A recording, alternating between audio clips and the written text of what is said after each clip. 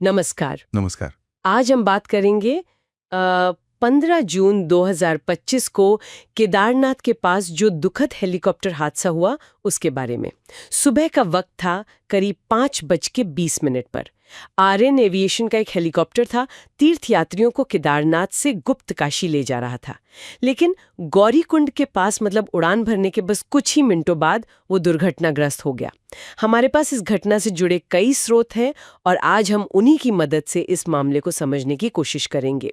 जो जानकारी मिली है उसके मुताबिक इस हादसे में पायलट समेत 7 लोगों की जान चली गई। 5 वयस्क तीर्थयात्री थे और एक बच्चा भी था।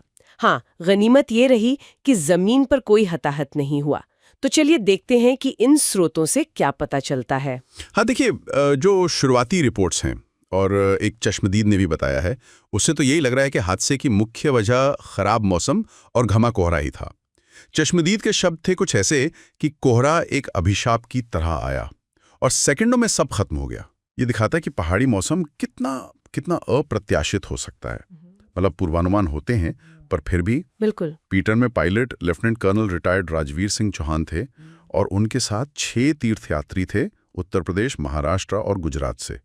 इनमें 2 बच्चे भी थे, एक तो बहुत छोटा करीब 23 महीने का और दूसरा कोई 10 साल का। ओह, ये तो वाकई बहुत ही दुखद है। और इसके फौरन बाद क्या हुआ? सरकार ने कुछ कदम उठाए? हाँ, नागरिक उड्डयन मंत्रालय ने मिनिस्ट्री ने जांच पूरी होने तक आर्यन एविएशन की सभी उड़ानों को रोक लगा दी है। हाँ, ये एक स्टैंडर्ड प्रोसीजर है ऐसे मामलों में। हाँ। अब इसकी जांच 2 एजेंसियां कर रही हैं। AAIB जो एयर एक्सीडेंट इन्वेस्टिगेशन ब्यूरो है। हाँ, हवाई हादसों की जांच वाली संस्था। बिल्कुल। और साथ में DGCA यानी directorate general of civil aviation, जो सेफ्टी रूल्स वगैरह देखता है। ठीक है। लेकिन जो बात थोड़ी चिंताजनक है वो ये कि ये कोई अकेली घटना नहीं थी।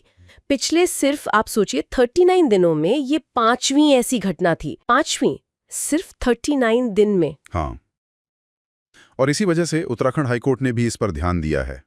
अच्छा। कोर्ट ने स्वदा संज्ञान लिया है, खुद ही मामले को उठाया है और राज्य सरकार से कहा है कि वो 4 धाम की जो हवाई सेवाएं हैं उनकी समीक्षा करें और फिलहाल सभी हेलीकॉप्टर यात्राओं को रोक दें, निलंबित कर दें। ये तो बहुत बड़ा कदम है कोर्ट का। 5वीं घटना के बाद शायद जरूरी भी था। सुरक्षा को लेकर तो गंभीर चिंताएं उठी रही होंगी। हमने सुना विधायक भी अब ट्विन इंजन वाले हेलीकॉप्टर्स की बात कर रहे हैं। बिल्कुल। ट्विन इंजन की बात इसीलिए उठ रही है क्योंकि उनमें सुरक्षा ज्यादा होती है। अगर एक इंजन फेल भी हो जाए तो दूसरे इंजन के सहारे हेलीकॉप्टर को सुरक्षित उतारा जा सकता है, कम से कम कुछ देर तक। और यात्रियों को भी अब सलाह दी जा रही है कि भाई अगर हो सके तो ट्रैकिंग से जाएं, उड़ान की बजाय। ये अपने आप में ही दिखाता है कि स्थिति कितनी गंभीर मानी जा रही है। सही बात है। पर मामला सिर्फ सुरक्षा या तकनीक का नहीं है। ये जो लगातार हादसे हो रहे हैं और इतना ज्यादा हेलीकॉप्टर ट्रैफिक बढ़ गया है, उसका असर पर्यावरण पर भी पड़ रहा है। अच्छा, वो क्या कह रहे हैं? वो सख्त नियमों की मांग कर रहे हैं। कुछ का तो ये भी कहना है कि जब तक पूरी तरह से सुरक्षा पक्की ना हो जाए, इन सेवाओं को रोक देना चाहिए। तो अब आगे क्या हो सकता है? जांच किन चीजों पर फोकस करेगी और क्या बदलाव हम देख सकते हैं आने वाले समय में? देखिए, जांच में तो कई पहलू देखे जाएंगे। मौसम कैसा था, उसकी क्या भूमिका थी, हेलीकॉप्टर की तकनीकी हालत कैसी थी, क्या नियमों का पालन हुआ था जो ऑपरेशनल प्रोसीजर्स होते हैं। इन सब पर बारीकी से नजर डाली जाएगी। और जहां तक सुधारों की बात है तो हो सकता है मौसम को लेकर और सख्त नियम बने। शायद ट्विन इंजन हेलीकॉप्टर जरूरी कर दिए जाएं और जो पायलट हैं उनकी ट्रेनिंग और योग्यता, खासकर ऊंचाई वाले पहाड़ी इलाकों में उड़ान भरने के लिए, उसके मानक और ऊंचे किए जा सकते हैं। और कोर्ट और सरकारी एजेंसियां क्या वो सेवाओं को रोकने पर विचार कर रही हैं? हाँ, जैसा मैंने कहा, हाईकोर्ट ने तो आदेश दिया ही है समीक्षा का और निलंबन का।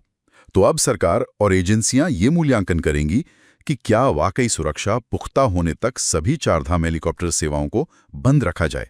तो ये स्पष्ट है कि ये दुखद हादसा एक बार फिर हमें याद दिलाता है कि पहाड़ी इलाकों में, खासकर जहां मौसम इतना बदलता रहता है, वहां हवाई यात्रा में कितना जोखिम है और सुरक्षा उपायों को लगातार बेहतर करने की कितनी ज्यादा जरूरत है। हाँ बिल्कुल।